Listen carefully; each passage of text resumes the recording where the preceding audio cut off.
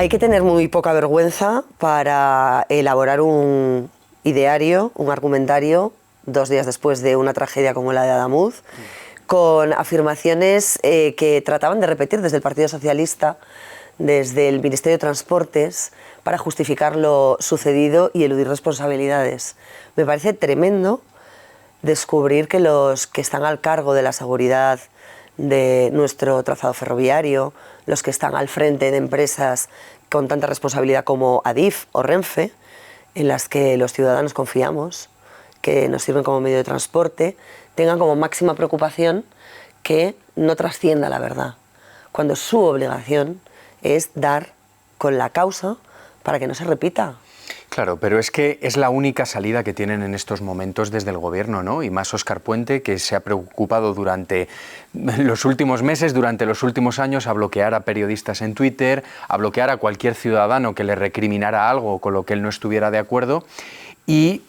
ha estado más enfocado en eso que en confiar en los técnicos, en los altos funcionarios del Ministerio de Transportes y en revisar todas las irregularidades que podía haber no solo en la red ferroviaria, sino también en instituciones importantísimas como en AENA. Porque yo estoy convencido, Dios no lo quiera, que si el día de mañana hay un accidente aéreo, también vamos a ver la misma situación. Es decir,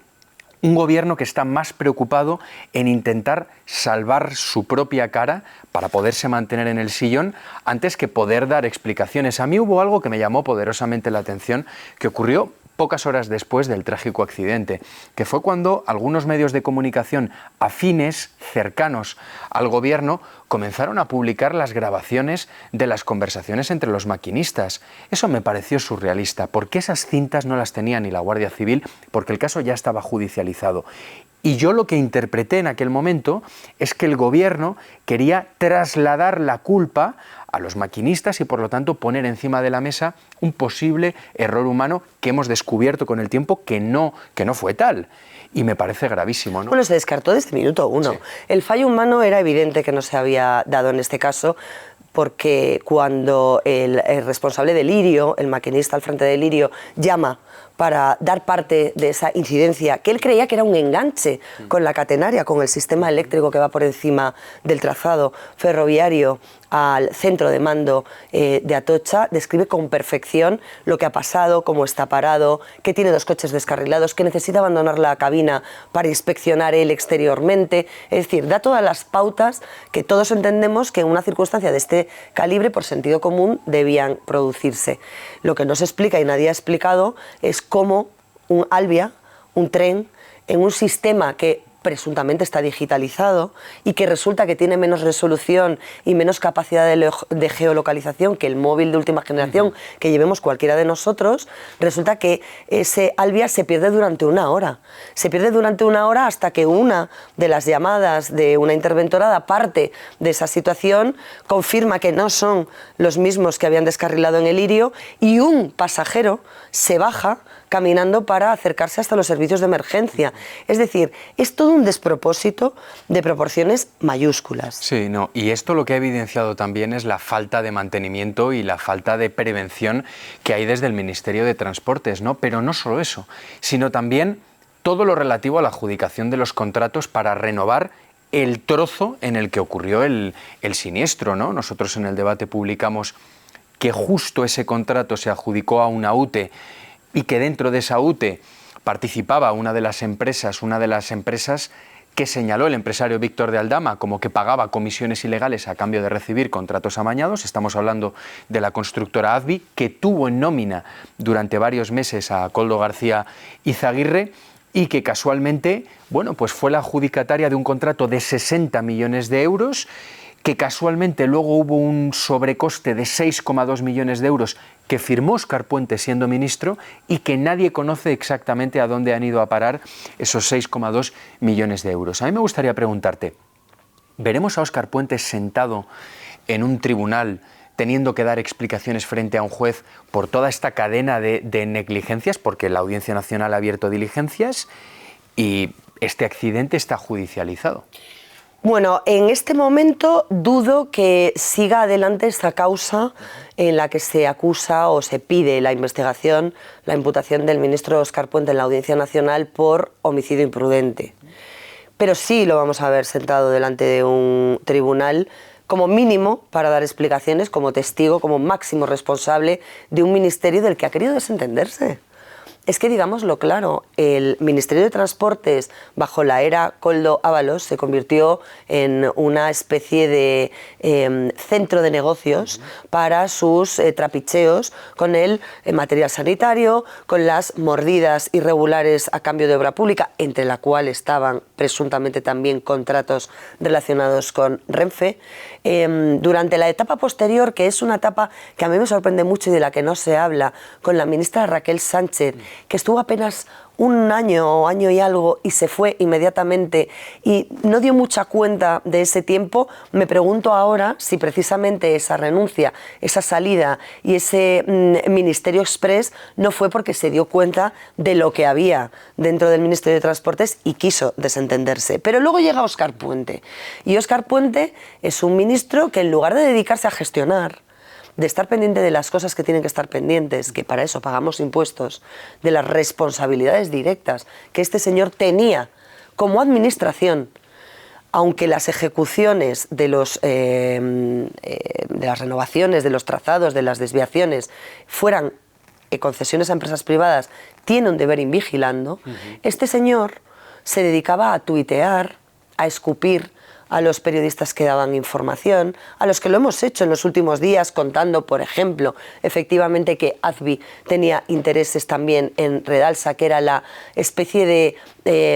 plataforma empresarial de la que más del 50% es propietaria Adif y que tenía la obligación de supervisar todas las instalaciones, de poner en funcionamiento todos esos trenes Seneca que tenían que inspeccionar el terreno para evitar este tipo de fisuras, que el ministro Puente sigue insistiendo en que era una renovación integral cuando sabemos que el tramo Guadalmedín-Córdoba tenía un pliego de licitación de 2021 que se amplió y se modificó en 2025 y que alguna de las causas eran que no tenían el material suficiente de la calidad necesaria para renovarlo o que no había los accesos pertinentes para la maquinaria pesada 3 años después de la licitación. O, por ejemplo, que era algo imposible de ejecutar tal y como se había previsto si no se paraba el tráfico en las 2 direcciones. Algo impensable en una línea en explotación. Es decir, han estado jugando con la vida de los ciudadanos para hacer negocio en su chiringuito y para hacer de su chiringuito, Adif, una empresa de colocación de amigos, familiares, amantes, examantes y todo el que pasaba por allí. Claro, es que en Adif estaba Koldo García Izaguirre de consejero y fíjate, de todo a lo que has hecho referencia es todo escandaloso, pero hay un punto que es muy llamativo, que es el momento en el que el Ministerio de Transportes decide mantener sin servicio a los convoys que precisamente se tienen que encargar de revisar que todas las vías están bien, ¿no? ¿Quién ha sido el director general de carreteras desde que Sánchez llega al gobierno hasta hace muy poquito tiempo? Javier Herrero Lizano. Este señor está imputado a día de hoy, le está investigando el Tribunal Supremo, está siendo investigado en el marco del caso Koldo, porque se dedicaba a adjudicar los contratos de carreteras, donde también hay algunos vinculados a la red ferroviaria, a cambio de cobrar comisiones ilegales. Y la sensación que da es que desde el Ministerio de Transportes, primero Ábalos, luego la ministra que le sustituyó y seguidamente Óscar Puente, estaban más preocupados de poder mantener a salvo todo eso, poder dar trabajo a la gente afín al Partido Socialista, poder seguir usando las instituciones para colocar a prostitutas, porque esto ha quedado ya acreditado judicialmente, que en estar en el día a día de absolutamente todo esto. A mí no me cabe ninguna duda de que efectivamente Óscar Puente va a tener que dar explicaciones ante un juez. Veremos cómo desgraciadamente al final van a tener que pagar judicialmente y penalmente seguramente cargos intermedios técnicos a los que no se ha escuchado porque los informes de Adif ahí están. O sea, es decir, hay decenas de documentos desde que Sánchez se convierte en presidente del gobierno que acreditan que el Estado ferroviario, desde que eso ocurre, desde que Sánchez llega al Palacio de la Moncloa, baja de una manera espectacular. Y ahí están también las quejas de los maquinistas, de los sindicatos, como al principio, bueno, pues Óscar Puente poco menos que despreció todas las quejas que estaban poniendo encima de la mesa, diciendo que, bueno, que se trataba de argumentos fruto de su estado anímico. A mí eso me pareció una frase lamentable, que va en la línea, ¿tú te acuerdas, María, del son las 5 y no he comido, del presidente del gobierno Pedro Sánchez? Bueno, es que Óscar Puente también tiene su... Y lo que ha dicho el otro día la candidata María Jesús Montero también, o sea, a mí me importa poco y a las víctimas les importa poco y a las familias les importa poco lo que digan estos señores, y creo que hay un punto de inflexión importante en esa desconexión de quienes tenían que haber sido gestores y se dedicaron a otras cosas que eran más rentables para ellos y los suyos que de preocuparse por la seguridad, por la vida y por la salud de los ciudadanos. Y los onubenses, fundamentalmente, les han puesto en su sitio y les han dicho: hasta aquí.